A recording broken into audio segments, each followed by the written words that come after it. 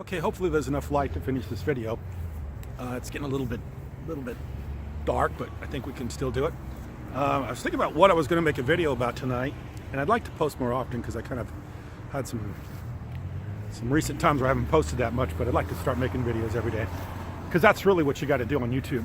Is you got to make a video every day. That increases people watching your videos if they have that connection of seeing you every day, and especially if you got a topic that they like to hear about. And I was thinking about making a video about Donald Trump's rally in Arizona or about YouTube. So what I'm going to do is I'm going to try to combine the two, the Trump rally and YouTube. How I do that, I don't know, but I'm going to try anyway.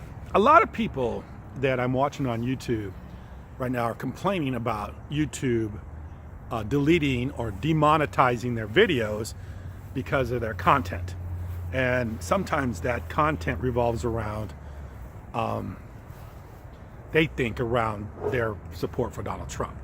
So like these Trump supporters are going to, a lot of people, some people I used to watch, and actually one guy that's a pretty good friend of mine that's got a big YouTube channel that would be considered way off to the right. I noticed he's lost about 500,000 subscribers since Trump got elected. And they're complaining about, and one of them is Alex Jones. I used to watch Alex Jones all the time. He's complaining about demonetization, and he's got a guy on there. I think his name is, I can't remember, but he's from England. But he's saying he's going to quit YouTube. A lot of times people do that for clickbait. But he says he's done with YouTube because YouTube is demonetizing his videos because of the message that he's given, which in my mind is bullshit. It's complete bullshit.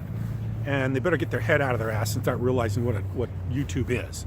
And what YouTube is the greatest platform in the history of the world.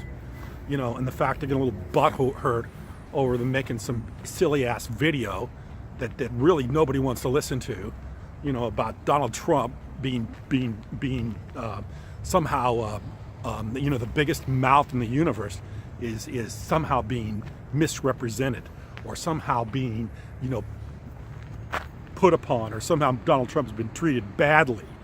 I mean, and so they go out and make a video about it. Nobody wants to hear it. And they put a bunch of crap in there, and then the YouTube looks at it and says the advertisers don't want to see this, or it's inflammatory, or says stuff that just isn't true, so they don't get it monetized, so they cry around about it. So that's what a big issue right now is on YouTube, about demonetizing videos. YouTube, and I did a real long survey the other day on YouTube. YouTube is is one of the greatest ideas, and the platform being the internet, putting the ability for anybody, literally, I don't care where you're from, if you have access to the internet and you've got some way to make a video device, digital video, have some sort of, you can put a video up and you can tell people the way you feel. When in the history of the world has that ever been possible or available? Not only that, when in the history of the world has there ever been a way that somebody, and I know some, and you know, my daughter, who a lot of people know, Molly Eskin, some of her friends, like FaZe Rug, are able to put videos up and make a really good amount of money by making videos, making content.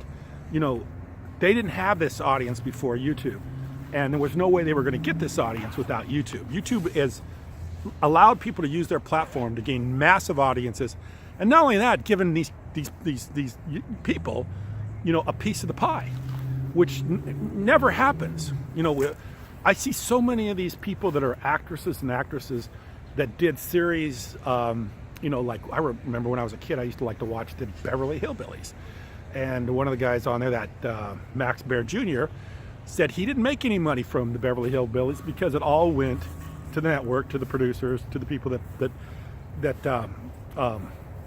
had the platform, you know, the TV stations, CBS, NBC, ABC, whatever one it was on, and he literally didn't make anything, and I don't think he made any residual value on that. YouTube is giving you the ability to put the content up, the ability to get the residual value, and the ability to express yourself. How in the world can anybody be pissed off at YouTube? How in the world can anybody be unhappy with that? That is the new economy. The new economy is a digital economy. It's not an economy of going out and You know, a lot of stuff is being automated. Coal mining is being automated. Trump keeps talking about bringing back the coal jobs. I have no problem with that. I'd like to see him bring back more jobs. But a lot of it's being, a lot of these jobs are being automated. And especially in the coal industry, you know, there's machines that do a lot of that work. I grew up on a farm. There's more machines, bigger machines doing more farming. So one guy can do less or do more and has to have less help, less labor. So that's the world we live in. And so if people are going to make a living in this world, they're going to have to do it by creating content. They're going to have to do it by making videos. They're going to have to do it by making interesting content people want to watch.